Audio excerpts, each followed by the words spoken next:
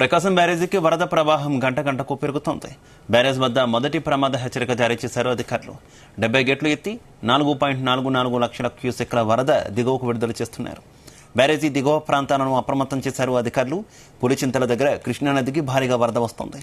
ఇక మున్నేరు, వైరా, కట్టలేరుకు వరద కొనసాగుతోంది. దీంతో అధికారులు అప్రమత్తమయ్యారు.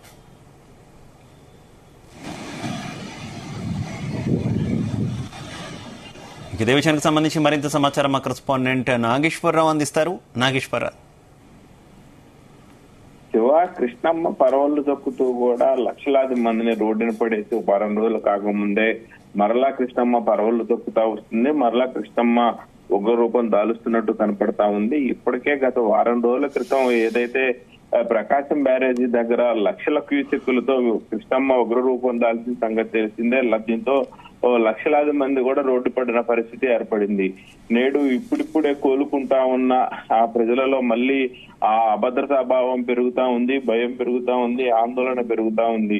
ప్రకాశం బ్యారేజీ నుంచి లక్షల క్యూసెక్లు నీటి కిందకు పోతా ఉంటుంటే ప్రజల గుండెల్లో మళ్ళీ ఆ గుబులు మొదలైందని చెప్పుకోవచ్చు. ఏదైతే ప్రకాశం బ్యారేజీకి సంబంధించి దాదాపుగా ఆ రమారమి 4 లక్షల క్యూసెక్లు వరద నీరు వచ్చి చేరుకోవటం పట్ల కూడా అధికారులతో పాటు ప్రజలు కూడా ఆందోళన చెందుతున్న పరిస్థితి అయితే ఉంది. ముఖ్యంగా శ్రీశైలం ప్రాజెక్టు నుంచి కానీ, అలాగే నాగార్జున సాగర్ నుంచి కానీ, పులిచింతల నుంచి కానీ ఆ భారీగా వరద నీరు వచ్చి చేరుతున్న పరిస్థితి. దాదాపుగా 4,44,000 క్యూసెక్కుల వరద నీరు ఆ ప్రకాశం బ్యారేజీకి వచ్చి చేరుతా ఉంది. దీనివల్ల ముఖ్యంగా ఏదైతే పల్లపు ప్రాంతాలు ఉన్నాయో, అలాగే ఆ ముంపునకు గురైన ప్రాంతాలు ఉన్నాయో, వీళ్ళందరూ కూడా గత వారం రోజుల నుంచి ఆ పలు రకాల ఇబ్బంది పడిన పరిస్థితి తెలిసిందే. ఇప్పటికి కూడా సింగునగర్ చివర పరిసర ప్రాంతాల్లో ఇప్పటికి కూడా వర్షపు నీరు, వరద నీరు వస్తానే ఉంది ఇళ్లలోకి. ఇప్పుడు కూడా వాళ్ళు ఆ వర్షపు నీరులోనే ఉన్న పరిస్థితి ఉంది. చాలా మంది నేటి ఉదయం కూడా విజయవాడ నుంచి ఖాళీ చేసి వాళ్ళు సుదూర ప్రాంతాలకు ఇతర రాష్ట్రాలకు వెళ్లిపోయిన పరిస్థితి ఉంది. అయితే వీరందరూ కూడా మరలా కొద్ది గొప్ప వస్తాము, ఇంటికి చేరుకుంటాము, ఇంట్లోకి వెళ్దాము అనుకున్న వాళ్ళందరూ కూడా టెన్షన్ వాతావరణం మొదలైంది. ప్రకాశం బ్యారేజీకి పెరుగుతున్న భారీ వరద వల్ల ఒకంత ఆందోళన కూడా మొదలైందని చెప్పుకోవచ్చు విజయవాడ వాసులకి. అలాగే ఏదైతే ప్రభుత్వ అధికారులు కూడా తరలి పట్టుకుంటున్న పరిస్థితి ఉంది.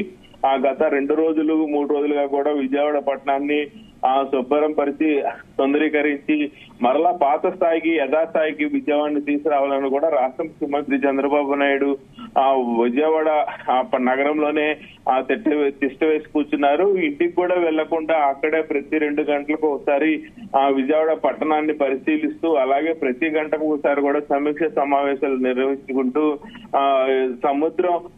సముద్రాన్ని తలపించే విధంగా కూడా విజయవాడ పట్టణం మొత్తం సముద్రాన్ని తలపించేలాగున్న ఆ విజయవాడ పట్టణాన్ని నార్మల్ స్థాయికి తీసుకొచ్చే వరకు కూడా ఆ జనజీవన స్రవంతిలో ప్రతి ఒక్కళ్ళు కూడా సాధారణంగా తిరిగేదాకా ఇంటికి పోనని ఆయన దీక్ష పట్టుకొని కూర్చున్నారు.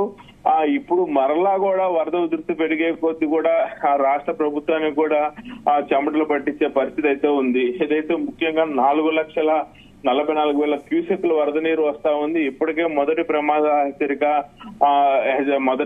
హెచ్చరిక తెలిపారు. ఈ నేపథ్యంలోనే అధికారులు మరింత టెన్షన్ పడుతున్న వాతావరణం కూడా ఉంది. ఏదేమైనా మరలా కూడా ప్రకాశం బ్యారేజ్ వద్ద వరద ఉధృతి పెరుగుతూ ఉండే కొద్దీ విజయవాడ పట్టణంలోని ప్రజలతో పాటు, అధికారులతో పాటు ప్రభుత్వానికైతే ముచ్చమటలు పడుతున్నట్లో ఎటువంటి సందేహం లేదు శివ.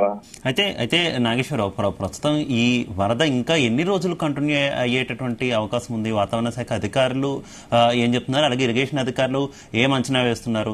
అటు బుడమేరు వాగు ఉధృతి కూడా అలాగే కంటిన్యూ అవుతున్నట్టే కనిపిస్తుంది కదా. ఏంటి సిచ్యువేషన్ ప్రెసెంట్?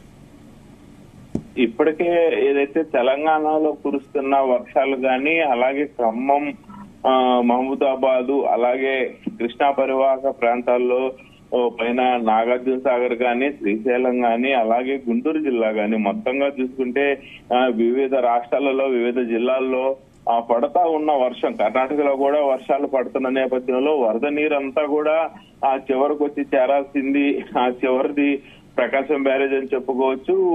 అలాగే ఏదైతే శ్రీశైలం, నాగార్జున సాగర్, పులిచింతల ప్రాజెక్టు, ఈ 3 కూడా ప్రధానమైన ప్రాజెక్టులు ఆంధ్రప్రదేశ్ లో పెద్ద ప్రాజెక్టులు.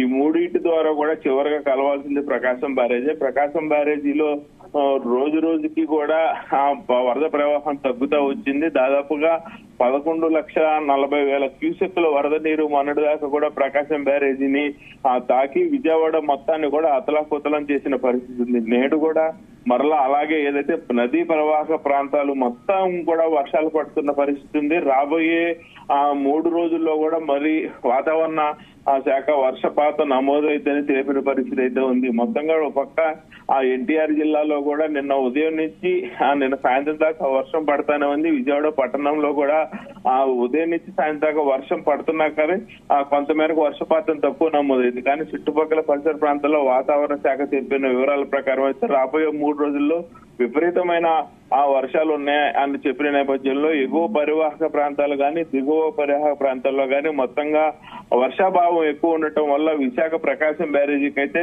వరద ఉధృతత ఇంకా పెరిగే అవకాశాలే కనపడతా ఉన్నాయి. శివ, మరోవైపు ఇప్పుడిప్పుడే ప్రజలు కొంత బయటపడుతున్నటువంటి సిచ్యువేషన్ మనం చూస్తున్నాం. కొంతమంది అయితే బెజవాడ నగరాన్ని వదిలి కూడా బయటకు వెళ్లారనేటువంటి వార్తలు కూడా చూస్తున్నటువంటి పరిస్థితి కదా. ఏంటి ఇంకా వరద పెరుగుతుండడం పట్ల బెజవాడ నగరవాసులు ఏ రకంగా ఫీల్ అవుతున్నారు? అలాగే ప్రభుత్వం తీసుకుంటున్నటువంటి చర్యలు ఏంటి ప్రజెంట్? శివ, విజయవాడ పట్టణ పరిస్థితి ఎలాగుందంటే నిన్నటి దాకా కూడా విజయవాడని అంటిపెట్టుకొని ఎటు వెళ్ళలేక దిక్కుతోచని స్థితిలో విజయవాడ పట్టణంలోనే బిక్కుబిక్కుమంటూ బురద నీటిలోనే జీవనం గడిపిన వాళ్ళు లక్షల మంది ఉన్నారటంలో ఎటువంటి సందేహం లేదు. కానీ నిన్న మధ్యాహ్నం నుంచి తప్పని పరిస్థితుల్లో తప్పక విజయవాడ పట్టణాన్ని వదిలిపెట్టి వెళ్లిపోతున్నారు.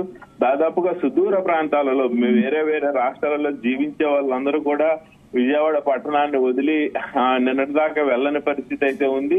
ఇప్పుడు దాకా వెళ్లిన లక్షల మంది కూడా విజయవాడ పట్టణంలో ఉన్న చుట్టాల దగ్గరకో స్నేహితుల ఇళ్లకో పక్క జిల్లాలకు వెళ్లిన పరిస్థితి అయితే ఉంది. కానీ వెళ్ళని వారు కూడా లక్షల్లో ఉన్నారు. వీళ్ళందరూ కూడా విజయవాడని వదిలిపెట్టి వెళ్ళలేక, అంత ఛార్జీలకి డబ్బులు లేక, ఖర్చులకు డబ్బులు లేక, ఉన్న డబ్బులు కాస్త వరదలో కొట్టుకుపోయిన పరిస్థితుల నేపథ్యంలో నిన్న మొన్నటి దాకా కూడా ఎక్కడికి వెళ్ళలేని వాళ్ళు కూడా ఇంకా తప్పదు అన్నమో రామచంద్ర అంటూ ఖాళీ కడుపుతో పొట్టను చేతి పట్టుకొని లక్షలాది మంది అయితే నిన్న ఉదయం నుంచి వలసబాట పట్టారు. దాదాపుగా సుదూర ప్రాంతాలకు వెళ్లే వాళ్ళందరితో కూడా విజయవాడ బస్ స్టాండింగ్ కిటకిటలాడుతున్న పరిస్థితి అయితే ఉంది. శివ.